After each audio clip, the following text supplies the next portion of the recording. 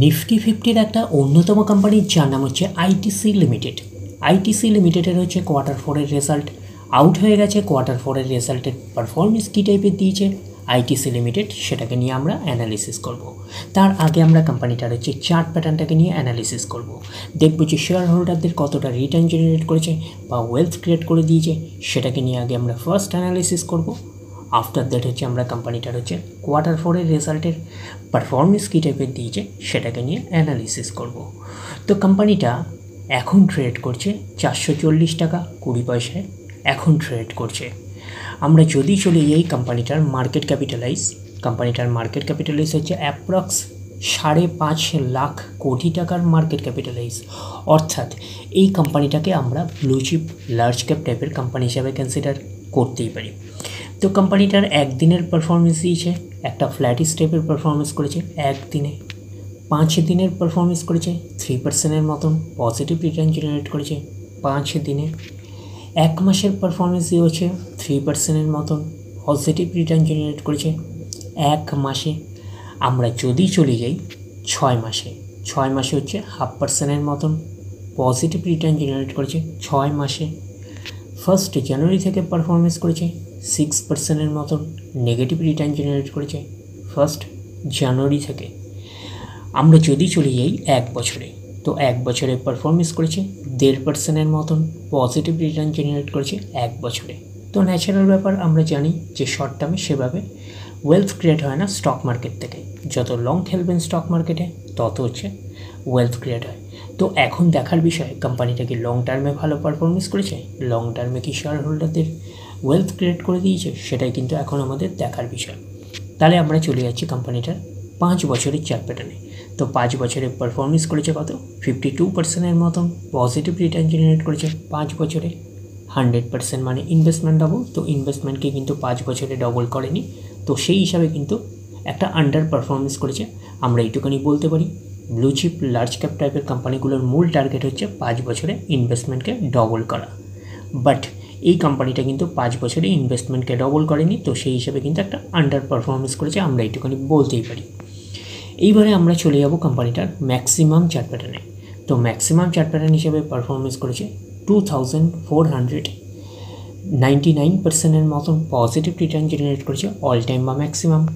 তো কোম্পানিটা লিস্টেড হয়েছে কবে 1999-এ, তাহলে 1999 থেকে এখনও অবধি রিটার্ন জেনারেট করেছে 2499%-এর মতন পজিটিভ রিটার্ন জেনারেট করেছে অল টাইম বা ম্যাক্সিমাম। তো ম্যাক্সিমাম চার্ট প্যাটার্নটা লেফট টু রাইট ওপরের দিকে মুভ করছে, তো সেই হিসাবে কিন্তু একটা ডিসেন্ট টাইপের চার্ট প্যাটার্ন হিসাবে আমরা কনসিডার করতেই পারি। এবং কোম্পানিটা কিন্তু ফান্ডামেন্টালি সাউন্ড কোম্পানি, এইটুখানি মাথায় রাখবেন। তো এখন দেখার বিষয় কোম্পানিটার কোয়ার্টার ফোরের রেজাল্টের পারফরমেন্স কী টাইপের দিয়েছে। তাহলে আমরা চলে যাচ্ছি কোম্পানিটার কোয়ার্টার ফোরের রেজাল্টে। আমরা চলে আসলাম কোম্পানিটার হচ্ছে কোয়ার্টার ফোরের রেজাল্টের পিডিএফ ফাইলে। আগে আমরা আমরা দেখে নেব কোম্পানি ডিভিডেন্ড ডিক্লেয়ার করেছে নাকি, এটাকে আগে আমরা দেখে নেব। তো এখানে লেখা দেখতেই পাচ্ছেন, একটু লার্জ করে নিই। তো এখানে লেখা দেখতেই পাচ্ছেন, লেখা আছে রেকমেন্ডেড ফাইনাল ডিভিডেন্ড 7 টাকা 50 পয়সা করে কিন্তু ফাইনাল ডিভিডেন্ড রেকমেন্ড করেছে। তো ফাইনাল ডিভিডেন্ডের ক্ষেত্রে কিন্তু শেয়ার হোল্ডারদের অ্যাপ্রুভালের প্রয়োজন হয়, এইটুখানি মাথায় রাখবেন। তো ফাইনাল ডিভিডেন্ড হচ্ছে 7.5 টাকা করে কিন্তু রেকমেন্ড করেছে। এইবারে আমরা চলে যাব কোম্পানিটার হচ্ছে কোয়ার্টার ফোরের রেজাল্টে। দেখব যে কোয়ার্টার ফোরের রেজাল্টের পারফরমেন্স কী টাইপের দিয়েছে। তো স্ক্রল ডাউন করে আমরা কত নাম্বার পেজে পাচ্ছি, 10 নম্বর পেজে আছে আমরা কোয়ার্টার ফোরের রেজাল্টটা আমরা পাচ্ছি। আগে আমরা আমরা দেখে নেব যে সিকোয়েন্সগুলো ঠিকঠাকভাবে সাজানো রয়েছে নাকি, এটাকে আগে আমরা দেখে নেব। এটা হচ্ছে এই কোয়ার্টার মিস হচ্ছে কোয়ার্টার 4, তারপরে সিকোয়েন্সটা চলে গেল প্রিভিয়াস কোয়ার্টারটা এখানে দিয়ে দিল, আর এইটা হচ্ছে 1 বছর আগে। তাহলে হচ্ছে সিকোয়েন্সটা হচ্ছে এইভাবে সাজানো রয়েছে, আমরা এইটুখানি বলতেই পারি। এইবারে আমরা দেখে নেব যে অ্যামাউন্টগুলো কিসে দিয়েছে। তো অ্যামাউন্টসগুলো হচ্ছে কারেন্সি দিয়েছে অ্যামাউন্টগুলো। তো এইবারে আমরা চলে যাব টোটাল ইনকামে। তো টোটাল ইনকামে যাওয়ার আগে আমরা কি করব, একটু লার্জ করে নিয়ে অ্যাডজাস্ট করে নেব, তাহলে আপনাদের কাছে ব্যাপারটা আরও ভিজিবল হবে। তো এইবারে আমরা চলে যাচ্ছি কোম্পানিটার টোটাল ইনকামে। তো টোটাল ইনকামে চলে আসলাম। এই কোয়ার্টার মিস হচ্ছে কোয়ার্টার 4-এ কত আছে কোয়ার্টার 4-এ আছে 20,130, প্রিভিয়াস কোয়ার্টারে ছিল কত 20,141, এবং এক বছর আগে ছিল কত 19,667। তাহলে এক বছর আগের 19,667টা এখন কত হয়ে গেল 20,130। তাহলে আমরা বলবো ইয়ার অন ইয়ার বেসিস কিন্তু জাম্প রয়েছে, আমরা এইটুখানি বলতে পারি টোটাল ইনকামে। প্রিভিয়াস কোয়ার্টারে ছিল কত 20,141, সেটা হয়ে গেল এই কোয়ার্টার, মিনস হচ্ছে কোয়ার্টার 4-এ হয়ে গেল 20,130। তাহলে আমরা বলবো কোয়ার্টার অন কোয়ার্টার বেসিস হচ্ছে স্লাইটলি ডাউন বা ফ্ল্যাটিস টাইপের পারফরমেন্স করেছে টোটাল ইনকামে। তো ন্যাচারাল ব্যাপার, আমরা জানি যে ইনকাম করতে গেলে কোম্পানিকে এক্সপেন্সেস করতেই হবে। তো এখন দেখার বিষয় কোম্পানিটা ইনকাম করতে গিয়ে কতটা এক্সপেন্সেস করেছে। তাহলে আমরা চলে আসলাম টোটাল এক্সপেন্সেসে। এই কোয়ার্টার মিনস হচ্ছে কোয়ার্টার 4-এ কত আছে 13,294, প্রিভিয়াস কোয়ার্টারে ছিল কত 13,453, এবং এক বছর আগে ছিল 12,907। তাহলে এক বছর আগের 12,907টা এখন কত হয়ে গেছে 13,294। তাহলে আমরা বলবো ইয়ার অন ইয়ার বেসিস কিন্তু জাম্প রয়েছে টোটাল এক্সপেন্সেসে। প্রিভিয়াস কোয়ার্টারে ছিল কত 13,453, সেটা হয়ে গেল এই কোয়ার্টার, মিনস হচ্ছে কোয়ার্টার 4-এ হয়ে গেল কত 13,294। তাহলে আমরা বলবো কোয়ার্টার অন কোয়ার্টার বেসিস কিন্তু ডাউন পারফরমেন্স করেছে টোটাল এক্সপেন্সেসে। তো এইবারে আমরা বের করব কি, এইবারে আমরা বের করব হচ্ছে অপারেটিং প্রফিট। কী করে বের করব অপারেটিং প্রফিট? টোটাল ইনকাম থেকে টোটাল এক্সপেন্সেস আমরা বাদ দেবো, বাদ দিলে যেটা পড়ে থাকবে সেটা হচ্ছে অপারেটিং প্রফিট। টোটাল ইনকাম পেয়ে গেছি, টোটাল এক্সপেন্সেস পেয়ে গেছি, টোটাল ইনকাম থেকে টোটাল এক্সপেন্সেস বাদ দিলে পড়ে থাকছে অপারেটিং প্রফিট। অর্থাৎ আপনারা বলতে পারেন profit before exceptional item and tax. তাহলে আমরা পাচ্ছি কি, তাহলে আমরা পাচ্ছি এই লাইনটা পাচ্ছি, তাহলে আমরা পাচ্ছি এটাকেই অপারেটিং প্রফিট বলতে পারি।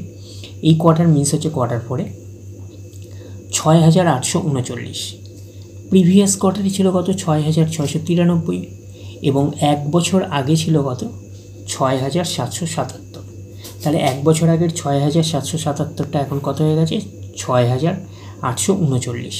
তাহলে আমরা বলবো ইয়ার অন ইয়ার বেসিস কিন্তু জাম্প রয়েছে, আমরা এইটুখানি বলতে পারি অপারেটিং প্রফিটে। প্রিভিয়াস কোয়ার্টারে ছিল কত 6,693, সেটা হয়ে গেল এই কোয়ার্টার, মিস হচ্ছে কোয়ার্টার 4-এ হয়ে গেল 6,839। তাহলে আমরা বলবো কোয়ার্টার অন কোয়ার্টার বেসিসও কিন্তু জাম্প রয়েছে, আমরা এইটুখানি বলতে পারি অপারেটিং প্রফিটে। তো অপারেটিং প্রফিটটাই নিশ্চয়ই কোম্পানির মেন প্রফিট নয়। তারপরে কি করতে হবে, তারপরে বিভিন্ন অ্যাডজাস্টমেন্ট যদি থাকে সেগুলো প্লাস মাইনাস হবে।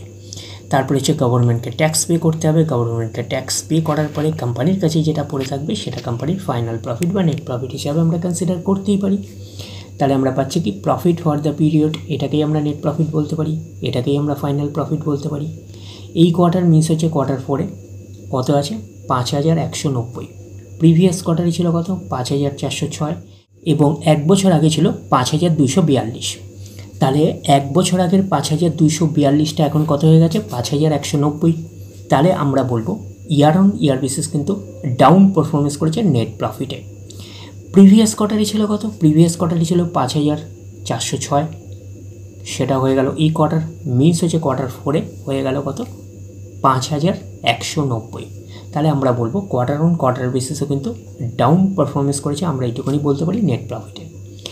তাহলে ওভারঅল কনক্লুশন কী দাঁড়াচ্ছে নেট প্রফিটে? ওভারঅল কনক্লুশন দাঁড়াচ্ছে আমরা বলতে পারি ইয়ার অন ইয়ার বেসিস হচ্ছে স্লাইটলি ডাউন পারফরমেন্স করেছে বা ফ্ল্যাটিস টাইপের পারফরমেন্স করেছে নেট প্রফিটে, আর কোয়ার্টার অন কোয়ার্টার বেসিস কিন্তু ডাউন পারফরমেন্স করেছে নেট প্রফিটে, আমরা এইটুকুনি বলতেই পারি।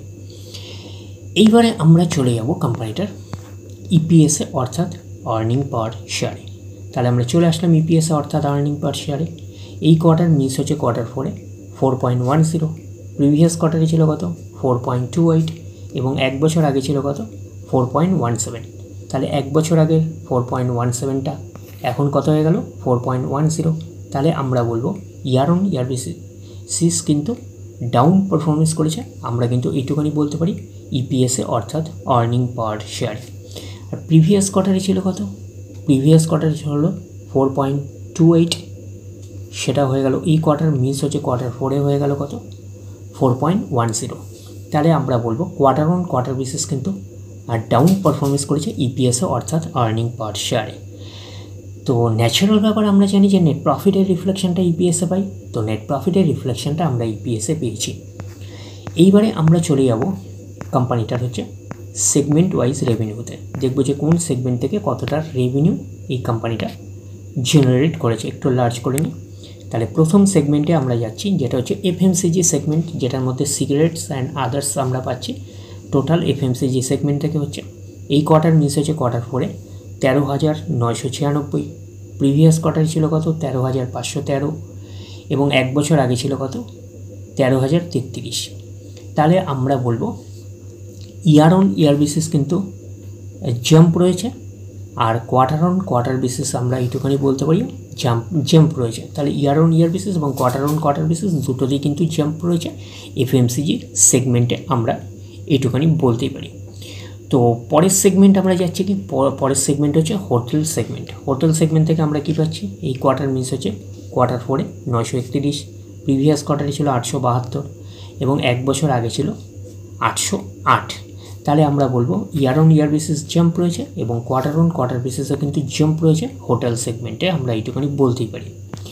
পরের সেগমেন্টে আমরা কী পাচ্ছি, এগ্রি বিজনেস।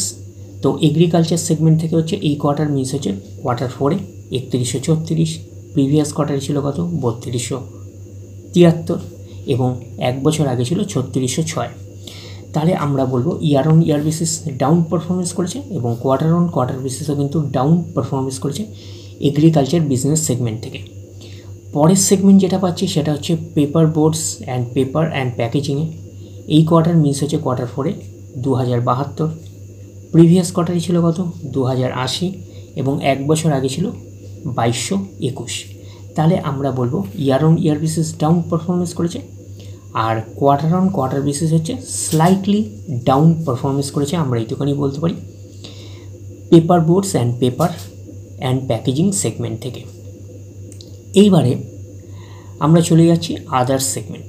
আদার্স সেগমেন্টে কী পাচ্ছি, আদার্স সেগমেন্ট অনুযায়ী হচ্ছে এই কোয়ার্টার মিস হচ্ছে কোয়ার্টার 4-এ 967, প্রিভিয়াস কোয়ার্টারে ছিল 950, এবং এক বছর আগে ছিল 868।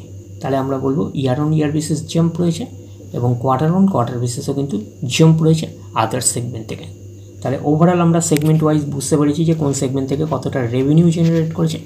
তো ওভারঅল আমাদের কাছে কনক্লুশন কী আসলো, তো ওভারঅল কনক্লুশনে আমরা বলতে পারি যে আইটিসি লিমিটেডের হচ্ছে কোয়ার্টার 4-এর রেজাল্ট আমরা এইটুখানি বলতে পারি একটা ওকে টাইপের পারফরমেন্স করেছে, আমরা কিন্তু এইটুখানি বলতেই পারি।